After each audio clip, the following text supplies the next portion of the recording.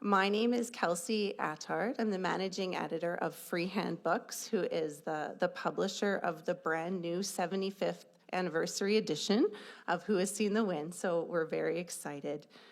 And we're gathered here today at the beautiful Central Library to, of course, celebrate the continuing and ongoing legacy of W.O. Mitchell and the enduring power of his words. Interestingly, place and the sense of place is something that is vitally important in Who Has Seen the Wind. And so, as always, it's very appropriate to first share our gratitude for the place where we are currently gathered. So with gratitude, mutual respect, and reciprocity, we acknowledge the ancestral home, culture, and oral teachings of the Treaty 7 signatories, which include the Sikawa Nation, Piikani Nation, Kainai Nation, the Iitka Stoney Nakoda Nation, consisting of the Chiniki, Bears Paw, and Good Stoney bands, and the people of the Tsuut'ina Nation. And we also recognize the Métis people of Alberta, Region 3, who call Treaty 7 their home. And we at Freehand, and all of us as readers, celebrate stories, and so does the Calgary Public Library, where we're gathered tonight, and the stories of the community and the land that we live on. The library serves the community on Winchispa, Kutsiti, and Mokinstis, which describes the gathering place where the Bow and Elbow rivers meet. We respect all people who share, celebrate, and care for the Treaty 7 territory of Southern Alberta, and we honor the original caretakers of the land who remind us of the ongoing histories that precede us. We recognized our shared responsibilities going forward to help bring everyone together on this journey of truth and reconciliation. And so as we celebrate the legacy of W.O. Mitchell tonight, this has been an event put together by so many people and partners, and I want to extend such gratitude to them. I'm going to kind of go through a list of a few people to thank now so I don't forget at the end of the night. But just in terms of the kind of event flow for the evening, what to expect, we're going to have an exciting announcement from the Writers Guild of Alberta. We're going to hear from Orm Mitchell, W.O. Mitchell's son, and we're also going to hear from Sharon Butala, who will be paying tribute to W.O. Mitchell and giving us a bit of a taste of the book. So that's what the event plan for the evening is. So just to run through some of these very important acknowledgements, we are joined tonight by our partners from the Writers Guild of Alberta and the Calgary Public Library, without whom tonight's event would not have been possible. And to say thank you to a few of our funders, including the Canada Council for the Arts, the Alberta Media Fund, the Government of Canada through the Canada Book Fund, the Alberta Foundation for the Arts, Calgary Arts Development, and the Edmonton Arts Council. And thank you to Orm and Barbara Mitchell and the whole Mitchell family, who have just been absolutely wonderful to work with. Orm and Barb have, not only written new acknowledgements afterwards for the new edition, but they've been involved at every step of the process, including just a few months ago. They read the entire book out loud to get to each other, word for word, comparing to the previous edition to make sure that absolutely nothing had been lost along the way. So I think that just, it's their dedication is unparalleled. Thank you. Thank you to the Writers Guild of Alberta for all their passion in putting together this event. Our previous executive director, Carol Holmes, new executive director, Georgia Severini, the new Southern Alberta Programs Coordinator, Ashley Frericks, who's just done an amazing job in making sure we had food and catering and all the actual event pieces that happened. That's been wonderful. Sean Hunter has also been essential in acting as a source of valuable historical information. Thank you, Sean. Thank you to everyone at the Calgary Public Library who've been so welcoming and accommodating and excited to celebrate W.O. Mitchell. Carolyn Wallington, Cameron Buey, Sarah Mueller, so many other people. I didn't keep the right list, but so many people who've been involved today and in the past few months. There's some great displays up at the top that I hope that if you didn't have a chance to take a look at, that you take a look at after the event. Some really interesting historical documents and material, including a typewriter, WO's typewriter that Irene Kerr from the Museum of the Highwood brought.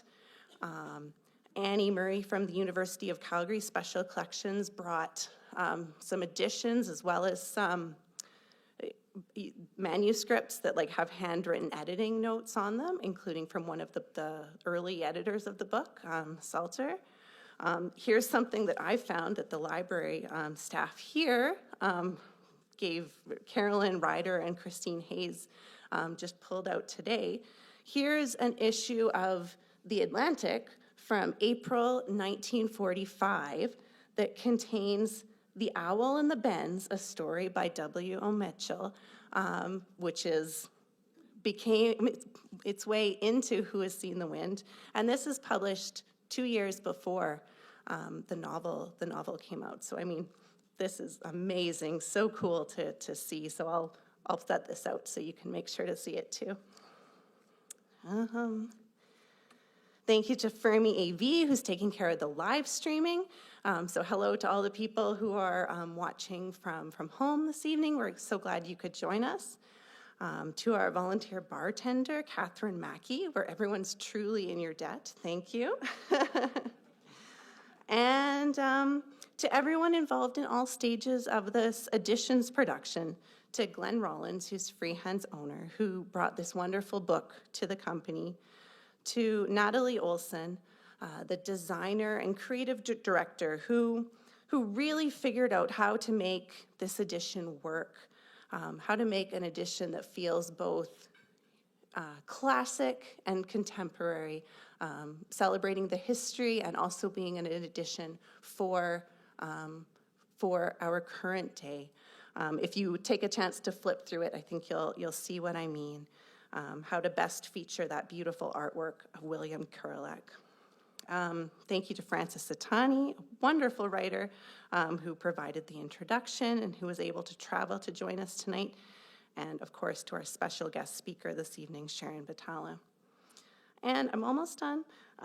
Thank you to Susan and Michael from Owl's Nest Books, who have copies of Who Has Seen the Wind available right by the entrance, available for sale.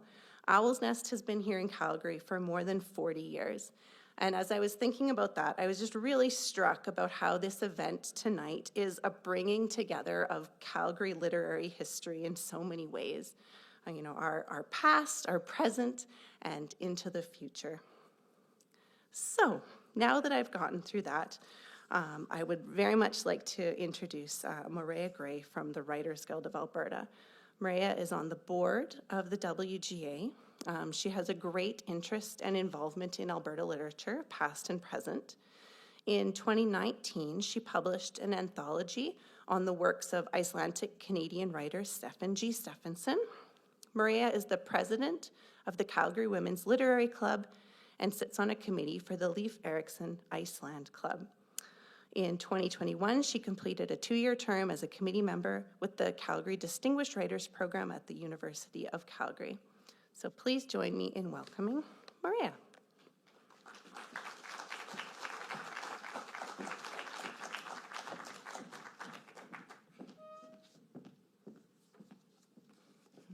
Thank you, Kelsey. Good evening. It's a great pleasure and honor to attend this evening's celebration of W.O. Mitchell's 75th anniversary and new edition of Who Has Seen the Wind. As a member of the Writers Guild of Alberta board, I am representing the Guild and gladly stepping in for Georgia Severini, the Guild's executive director, who is unfortunately unable to attend this evening. The Writers Guild of Alberta is 980 members strong, and our mission is to support and advocate for writers at all stages of their writing life, providing opportunities to connect and grow.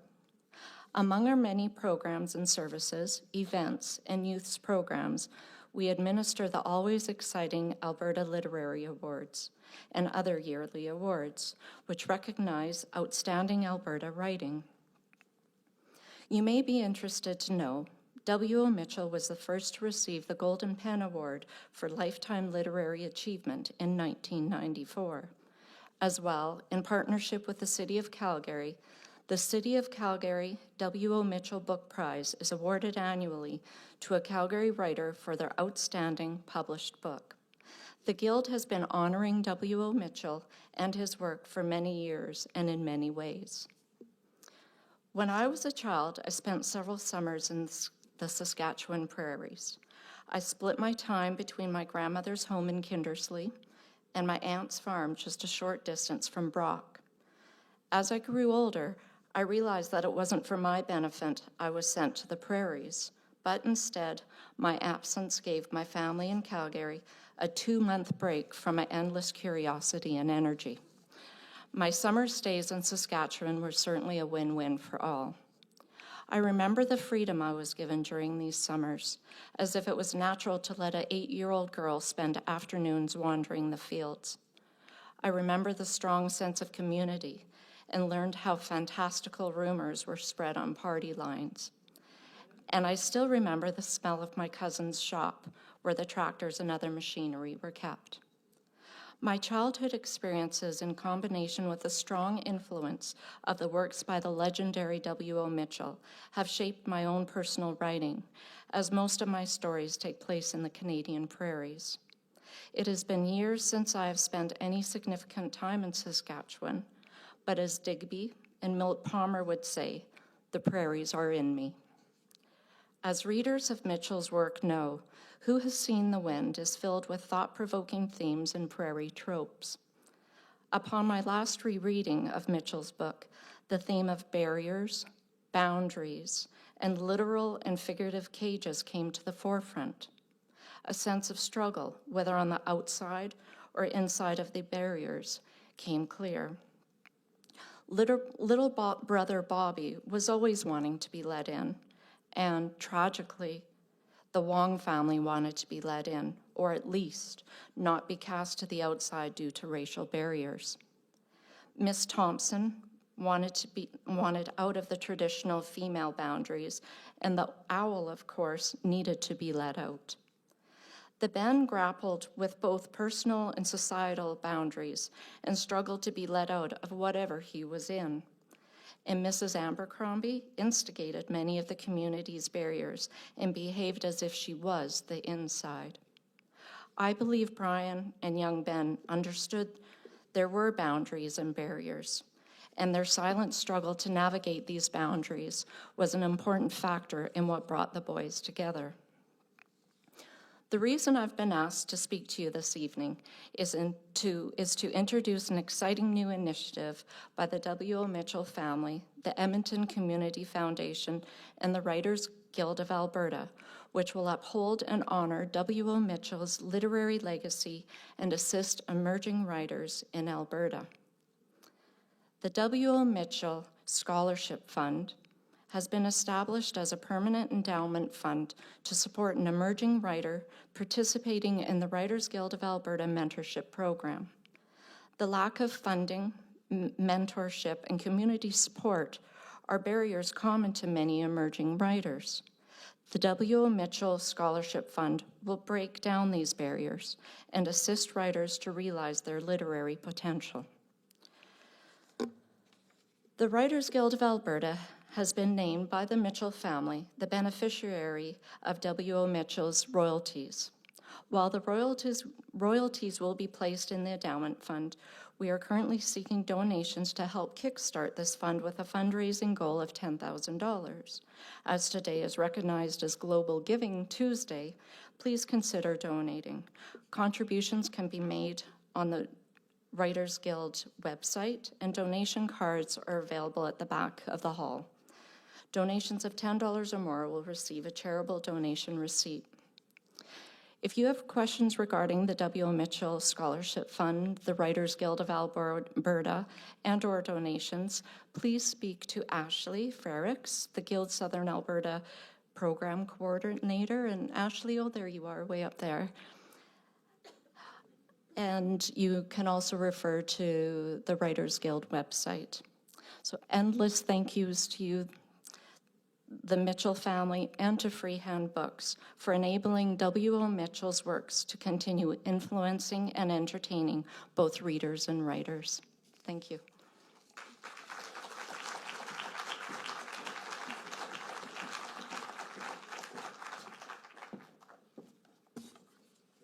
Thank you so much, Maria. It is so wonderfully exciting that this fund is set up, that the legacy of W.O. Mitchell will continue to inspire new generations of writers for years to come. So I'm now very happy to welcome Orm Mitchell to say a few words. As a brief introduction, Orm grew up in High River. He is Professor Emeritus at Trent University, where he taught Canadian literature, romantics, film, and creative writing. He has written critical essays on William Blake film and on W.O. Mitchell, and is also the co-author of the 2-volume biographies, The Life of W.O. Mitchell, which I think are on display at the back as well as part of the collection. Orm also contributed an afterword to our new 75th anniversary edition of Who Has Seen the Wind, and it has been really such a pleasure to work with him. Please welcome Orm Mitchell.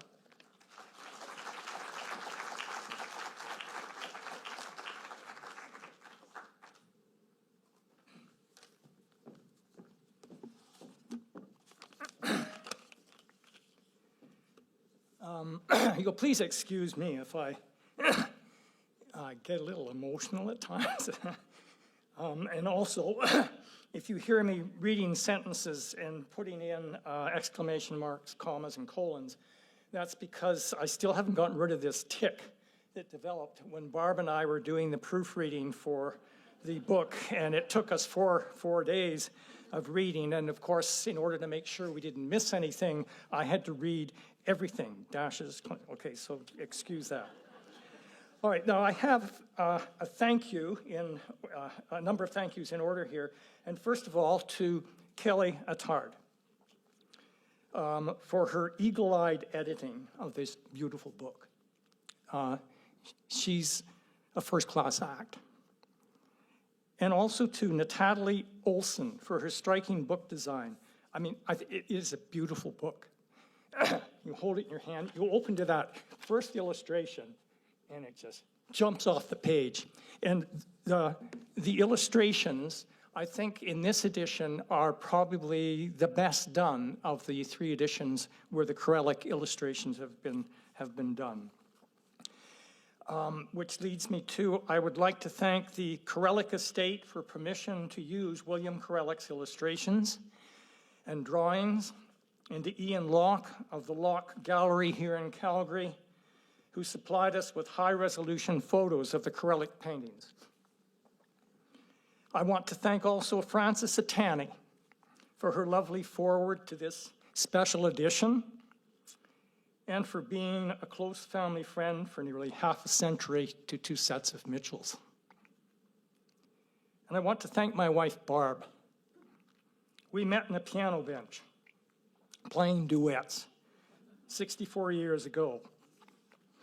We've worked together as a team ever since, including writing my father's biography.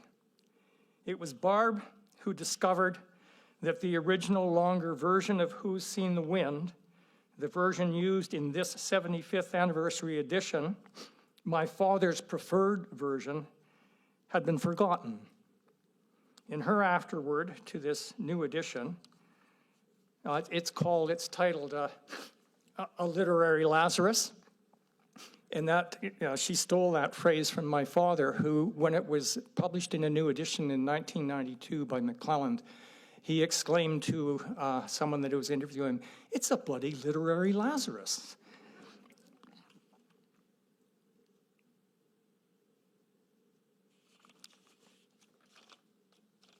And I want a really big thank you to Glenn Rowlands, our publisher. I met him for the first time tonight, and I thought, Jesus, who's that football or basketball player? You may have seen him. He's the big, tall guy. If it hadn't been for Glenn, we wouldn't be here tonight. 2.5 years ago, I pitched the idea of doing a 75th anniversary edition of Wind with Kurelek's illustrations to Penguin Random House Canada, They own the rights, the publishing rights to Wind right now. They have an edition that's circulating. They thought about it for a week and then respectfully declined, but said I was free to find another publisher. I happened to mention this to Carol Holmes, the executive director of the Writers Guild of Alberta. She said, I know who can help you, and gave me Glenn's phone number. The next day, Glenn and I were on the phone for 2 minutes, and he said, I'm doing this. His rather impetuous decision may have had something to do with his taking my father's writing workshop at Banff when he was 17 years old. I hope he doesn't have cause to regret his decision. So help us out here, buy this book. When Wind first came out in 1947, William Arthur Deacon, and he was the dean of reviewers at this period, he reviewed for the Globe and Mail, he said, this book will go on and on. He was right. Here we are, 75 years and 24 editions later, 1 million and counting copies sold, plus over 4 million copies of the January 1947 Ladies' Home Journal abridgment. It has been translated into French, Polish, Korean, and Chinese. It has been adapted into 3 CBC radio plays, a BBC radio play, a feature film, and a stage play. And that isn't all. It is now currently being adapted into a stage musical, a book by Christopher Waddell and the music by Brian Miskew. If there's any Theatre Calgary people present in the audience, please come and see me after, okay? Barb's afterword describes the crucial role that Professor F.M. Salter played in the writing of Who Has Seen the Wind. My father never forgot his debt to Salter. In his preface to An Evening with W.O. Mitchell, which was his last book, he wrote, writing is an intensely private and lonely act. Writing is like playing a dart game with the lights out, so that the writer has no way of knowing whether his darts are coming anywhere near the bullseye or are missing the board entirely. Early on, I was lucky enough to find 2 creative partners who helped to dilute that lonely darkness for me, who acted as caring, honest, and perceptive sounding boards for draft after draft of my stories. Professor F.M. Salter, for the 6 years I spent writing Who Has Seen the Wind, and to my wife Myrna, for almost everything I have ever written. For the rest of his writing career, my father repaid that debt through what he considered to be his second vocation, teaching creative writing. Frances Atani, in her foreword, describes W.O.'s effectiveness as a creative writing teacher through freefall writing, what he called Mitchell's messy method. Glenn will remember that method, I'm sure. My father felt that too many creative writing courses and programs spent too much time trying to teach beginning writers all about plot, about character development, about theme, about all of the that kind of critical framework. And he said, that's the harness. You've got to get young emerging writers right at the first so they have a bloody horse. So my brother Hugh, my sister Willa, and I wanted to find a way to continue our father's legacy as a mentor for emerging writers. We first approached the Writers' Trust and then the Writers' Union of Canada about bequeathing W.O.'s literary rights to them to set up an endowed fund which would support writers for years to come. They felt that while this was a good idea, it would be too complicated to set up. Then my brother Hugh, who's worked over the years with the Writers Guild of Alberta on the City of Calgary W.O. Mitchell Prize, suggested we try the Writers Guild of Alberta. Enter Carol Holmes again. You know, I was saying to Barb earlier today, Carol reminds me a bit of that character in Joseph Keller's catch-22, Milo Minderbender. And Milo Minderbender is the character who can make things happen. He has connections. And Carol is very much like that, I think.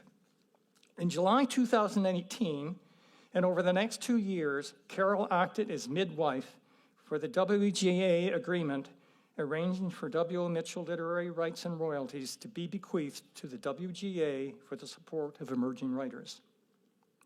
We hope that the endowed fund will grow to the point that it can annually support 2 mentorship scholarships, one for a fiction writer, the other for a playwright, the 2 genres that were the nearest to my father's heart.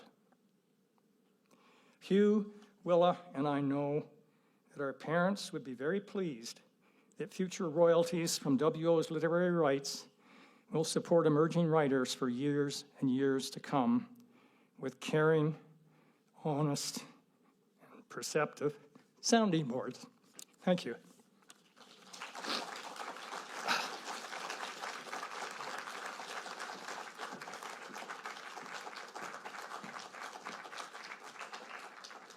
Thank you so much, Orm.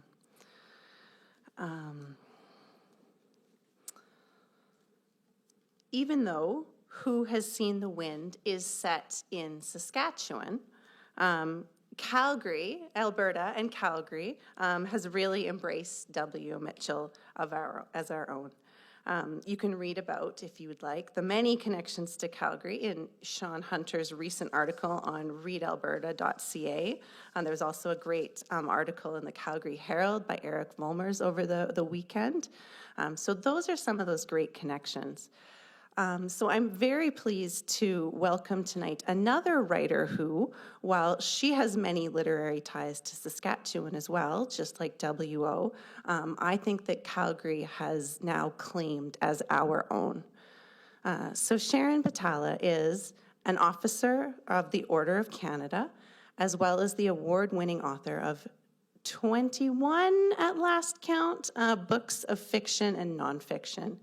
She has 3 times been a finalist for the Governor General's Literary Award, is a recipient of the Marion Engel Award, the Saskatchewan Order of Merit, the Cheryl and Henry Kloppenberg Award for Literary Excellence, very recently, the Queen Elizabeth II Platinum Jubilee Medal, and of course, the City of Calgary W.O. Mitchell Book Prize. So please join me in welcoming Sharon Butala.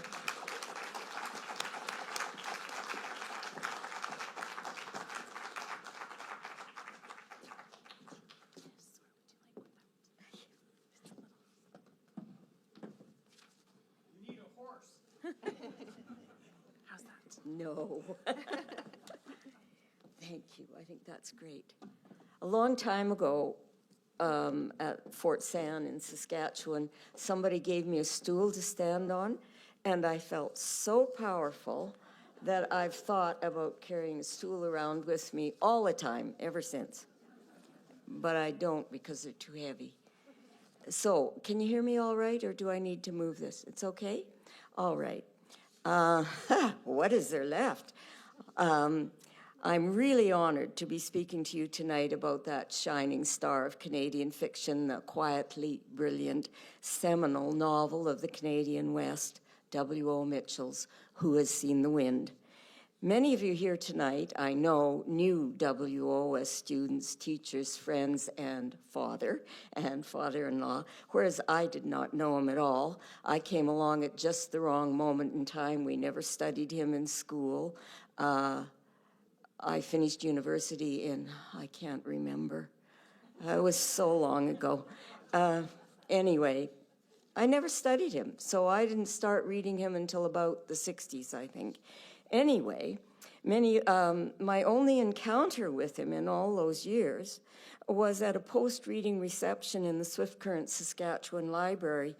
Peter, my husband, and I had driven the 100 miles north strictly to lay eyes on him and to hear his actual voice. A countryman through and through, my husband had come because of Jake and the Kid. I mean, they worshipped Jake and the Kid. They really did. It was remarkable, you know. Anyway, Trying to teach myself to be a writer, I was there for Who Has Seen the Wind. I was there to stare at this icon of Canadian literature in wonder, hoping the sight of him, the sound of his voice, the way he moved, and his fleeting expressions would tell me whatever it was I needed to know to do what he had done. After his reading, the chairs were rearranged against the wall. This is the country, you know, and sandwiches and tea were served. When he turned away from the tea table, he saw an empty chair, headed for it, and sat in it right beside me. When I recovered, I knew I should speak to him, but every time I thought of something to say, turned my head to him, opened my mouth, no sound would emerge. And I would turn my head away again while he sat there, teacup in hand, looking straight ahead in a not unfriendly way, chewing on something that, although he claimed not to chew tobacco, was probably tobacco, and saying not one word.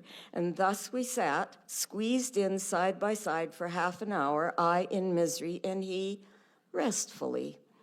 And then it was over, and cringing with shame, I slunk away. All these years later, now, knowing his reputation, I realize he'd been playing a game with me. But when you think of it, what do you say to the man who wrote a masterpiece about your own world, the very world you, a novice writer, are trying to find a way to see whole, past the harsh facts of the rural agricultural person's daily life, and at the same time to the glistening otherworldly mirages, to the omnipresent wind, to days the air is so hot you have to push your way through it, or so cold that in the icy, frost-ridden stillness you can hear voices speaking from miles away, while all around you the sky leans down on you or soars away and the grass whispers to you. The prairie being so much more, it turns out, than the skeleton requirements simply of land and sky. All of these giving you hints, clues, intimations of the great mystery inherent in it that the boy, Brian Sean McMurray O'Connell, seized by it over and over again, comes to a halt in wonder, puzzlement, and yearning. Up to the publication of Who Has Seen the Wind, most fiction set on the Saskatchewan prairie tended to be realist recountings of pioneer life. Macmillan, on receiving the manuscript, must have seen that it had a Canadian classic on its hands, that it was privileged to publish a novel of such rare sensitivity and especially authenticity, and wonder of wonders set in and about the heretofore boring Canadian Prairie West, and yet not prairie realism. Even though Mitchell broke that mold with Who Has Seen the Wind, for many years after that, too many prairie writers, myself included, kept right on writing realistic fiction, for the most part unable to see a way to do what Mitchell had done. Who Has Seen the Wind was first published in February 1947 and in what is still a coup, simultaneously by Macmillan in Canada and Atlantic Little Brown in the United States, although the American edition cut about 7,000 words, and there's a story that Ormond will tell you about that. It didn't initially sell particularly well, but as time passed, sales began to improve until by the 60s it was a steady seller as its fame and the recognition of its true worth grew. Cumulatively, to this day, it's sold around 1 million copies, as Ormond told you, and it keeps on selling. It keeps on being read, taught, and admired by writers and readers of all ages, although Mitchell insisted this was not a children's book. It has been said by who knows how many writers, scholars, and statesmen and women that a place does not exist until a writer writes about it.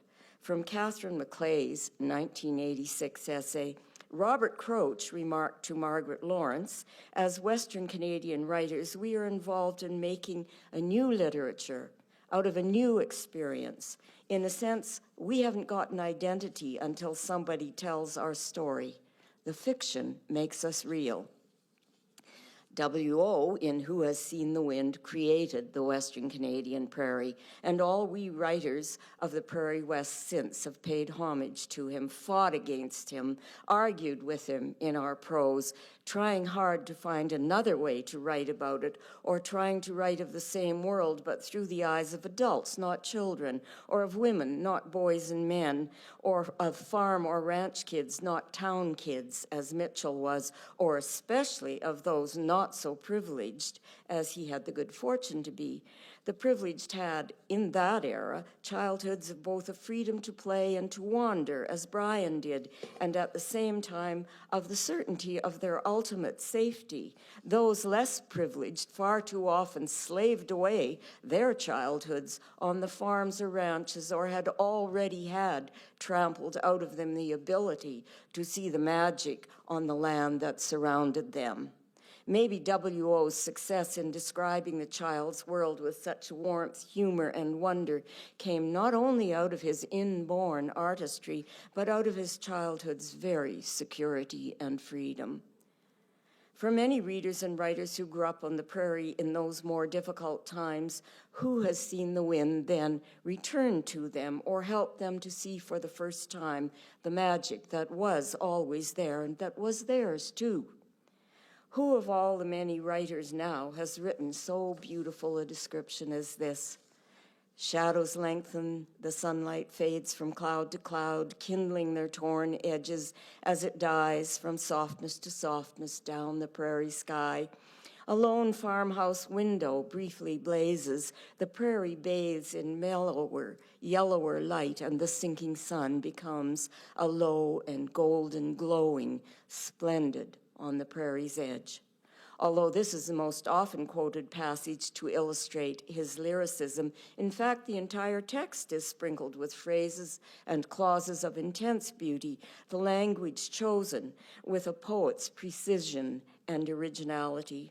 The book lifts us into myth and with heartbreaking intensity uses the prairie to illustrate the human struggle, in this case incarnate in a small child, between the knowledge gained through the senses and that of his soul that comes from where he doesn't know, but that begs for answers or cries to touch something that might be God.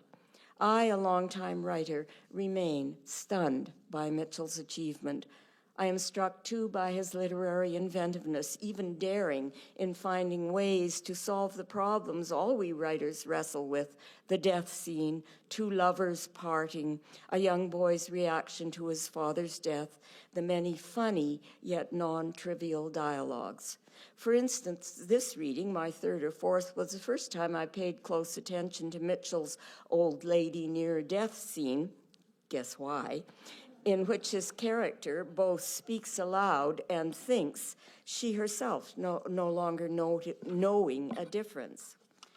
When the sound of the grinding is low, the curtains flapped and were sucked from the room as though the window had drawn its breath, or even the silver cord be loosed, the curved sides of the chamber pot cotton held the afternoon light in pearly gleams, or the golden bowl be broken, the gilt-framed picture of John McMurray stared unseeing from the wall. Shall the dust return? Tick-a-doo, said the pigeon under the window. I hadn't read 2 lines before I heard James Joyce or Virginia Woolf.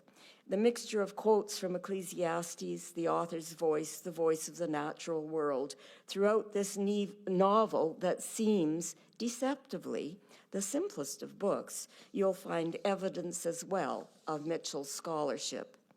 As is too often the case with the best books, the ones that last, like Who Has Seen the Wind, the juries of major literary prizes did not honor this book when it first came out, other than the IODE $500 prize in 1947, I think, which was a goodly sum in those days.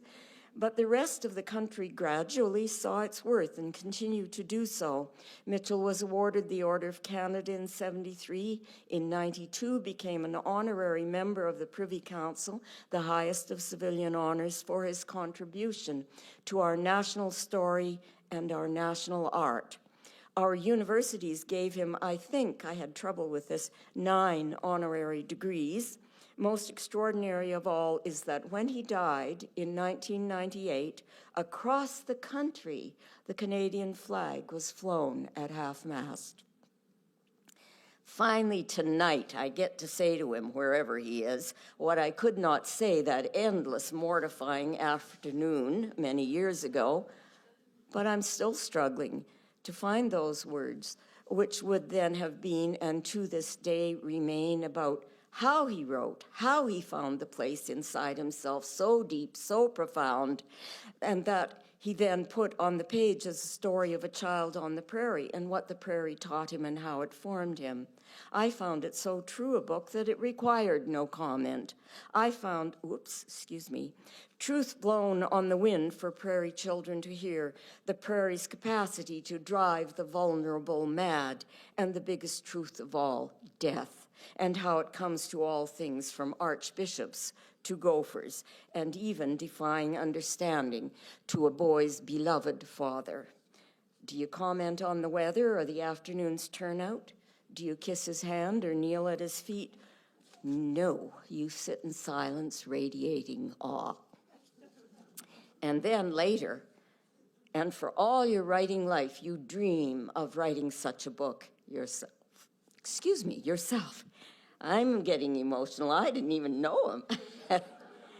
So, to prepare for tonight, I read the novel again. If this time I started out my reading as a dubious and jaded old woman, I finished it in that state that with the best books all readers reach, of an inner hush, not recognizing where I sat, and when I rose and gazed out at the muted glitter of the snow falling cone-shaped under the street lights, for a moment, in the achievement all novelists dream of creating with their work, Who Has Seen the Wind had reawakened me to see the world with new eyes. So, I'm only half done. That was the speech. Now, I've been asked to do a reading, and I have practiced, but doubtless because I'm anxious, I will. Well, I hope I don't fall off the stool, but that could happen too. So I chose to read from a St. Sammy section, and I checked it out with Frances, and she was no help at all. So, so here we go. Pray for me. A yellow butterfly flickered past. Sammy leaped to his feet, whipping his cap from his head, letting the tin box fall to the ground so that it spelled out its contents of labels and matchboxes, bits of twig and stone, broken china, stove bolts, safety pins, pencil stubs. In a broken run, he followed the butterfly, then tossed his cap over it as it alighted. Carefully folding the edges of the cap in, he came dotting back. Cigarette boxes? The Lord created he them. You ain't got no cigarette boxes? We don't smoke, said Ike righteously. You save butterflies too? St. Sammy slowly opened his cap and took the fluttering butterfly out between his thumb and forefinger. All kinds of yellow ones over the breadth of the earth and white ones, and the voice of the Lord come unto me, saying, Sammy, Sammy, save me, the brown ones, only there ain't but yellow and white ones, and they are round about me. He let the butterfly drop. It lay with futile wings on the grass. I have went and rubbed dust from off of its wings, said Sammy forlornly. What's heaven like? Ike asked. On the way out, he had told Brian and Fat that St. Sammy really got going when he talked about heaven and how God made the world. Wherefore it cannot fly no more. What's heaven like? Persisted Ike. Sometimes nothing's not no good no more. Sammy, tell about when... Sammy's blue eyes stared at them. He give them a few days in according to the image and his eyes on their hearts. Their eyes ain't seen the majesty of his glory, nor yet the greatness of his work, but their ways is before him and cannot be hid. Sammy's arm with its hand clawed, lifted, and pointed out the town low on the horizon. For they have played the harlot and the fornicator in the sight of the Lord. His old voice trembled, thinned, and clutched at a higher pitch. And there is sorrow and sighing over the face of the prairie. Herb and the seed thereof thirsteth after the water which don't cometh. The cutworm cutteth, the rust rusteth, and the hopper hoppeth. Sadness hath come to pass, and they put no more little red labels on the underwear, no more but the yellow and the white. He shook his fist at the buildings dwarfed on the horizon. He shall rain onto them fire and brimstone, down on the bare-ass adulteresses. His voice broke off and went ringing on in the boy's ears. Looking into St. Sammy's face, unexpectedly calm now after the squeezed intensity of the harangue, Brian felt stirring with him the familiar feeling, colored now with sickening guilt. "What's heaven like?" asked Ike. "What's it like, Sammy?" In a monotone with the sing-songing stress of a child's Christmas recitation, St. Sammy began. "To start with, you give a flip to the flywheel, a thought, and there was a heaven and earth and him plumb in the middle. She had no shape nor nothing on her. Let there be light, he saith, and there was some. Suits me fine, he saith, and I'm a-going to call her night, and I'm a-going to call her day. He took and he gathered all the water together so the dry land stuck up. That there is dry earth, he saith. Grass, he saith, let her come. And she come. She jumped up green. He hung up the moon, he stuck up the sun, he pricked out the stars, he rigged out spring and fall and winter, and he done it. He made him some fishes to use the sea for swimming in, some fowls for to use the air for flying in. Next, he made the critters, and he got to thinking, there ain't nobody for to till this here soil, to one-wayer, to drill her, nor to stook the crops, and pitch the bundles and thrash her when she's ripe for thrashing. So he took him some topsoil, made her into the shape of a man, breathed into the nose with the breath of life. That was Adam. He was a man. He set him down onto a section to the east in the district of Eden. Good land, lots of water. The Lord stood back, and he looked at what he'd done inside of 1 week, and she suited him fine. He laid off for a few days whilst Adam named over the critters. Then he remembered. He took him one of Adam's ribs, whittled him a wife. That was Eve. She was a woman. Steadily sibilant, the wind washed through the dry grasses all around, bending them, laying them low, their millions yearning all together. You better git, boys, said Sammy. Tarry not, for the Lord's a-waiting on me. His arm went up and around, pointing out his horses, great black beasts with their tails blown along their flanks, their thick necks arched and pointing out of the wind. He waits for Sammy in the east corner of the pasture, the Lord's corner. Without another word, he turned and took up his spry way in that direction. High above the boys as they walked back to the town, the wind went winging on, singing its lost and lonely song, transcendent vibrance filling the universe with utter fierceness of its sound, willing grasses down in unison, relentless, unstilling, wild. Brian walked with his eyes on his shadow long in the evening sun, undulating as the grasses rippled from him. He could feel the wind compelling him, urging him forward. He was filled with forlornness. Looking out over the prairie, he saw the steeple of the Catholic Church, a narrow spire pointing out the dizzy sky.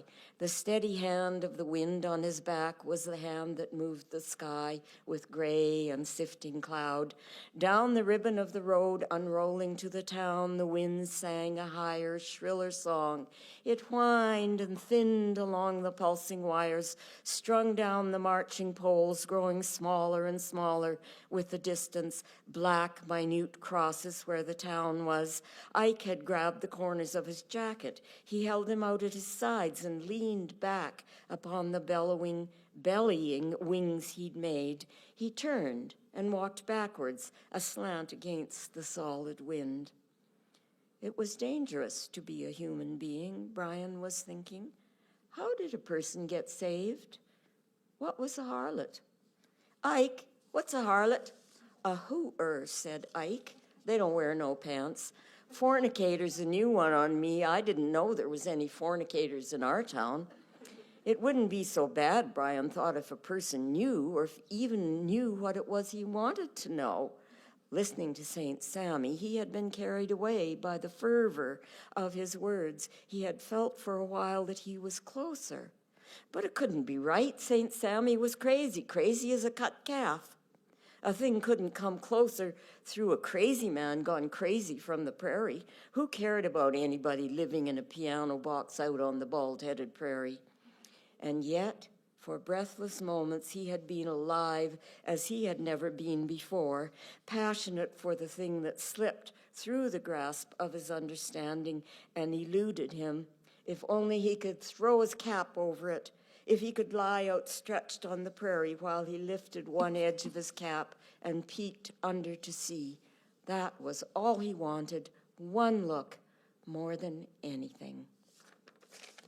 And that's it. Thank you.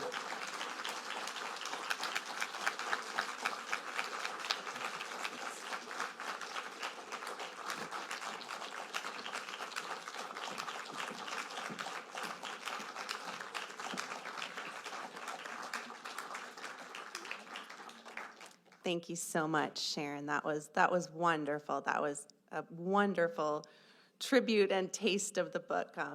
That just blown away by that. Thank you so much. And thank you so much to all of you for being a part of this evening, for everyone who is also watching online. Thank you so much. We've been thrilled and honored to have you here. For those of us in person, please do stick around and say hello. I think you're like contractually obligated at a book launch event to mention that books are wonderful, easy things to wrap. So Owl's Nest can help you out with some of your holiday shopping. And I think that Orm and Barbara and Francis could also, sign their contributions to the book if you want to take off the plastic that's protecting the book so that they can sign it. And if you would like to talk to the Writers Guild about making a donation to help continue the legacy of W.O. Mitchell's support for emerging writers, please do talk to Ashley up at the top, and I think there's cards at the bar, and you can even make a tap donation thing right now if you want to. So thanks again for joining us. So nice to see you. Thank you for being a part of this evening, and I hope you enjoy Who Has Seen the Wind, either for the first time or rediscovering it.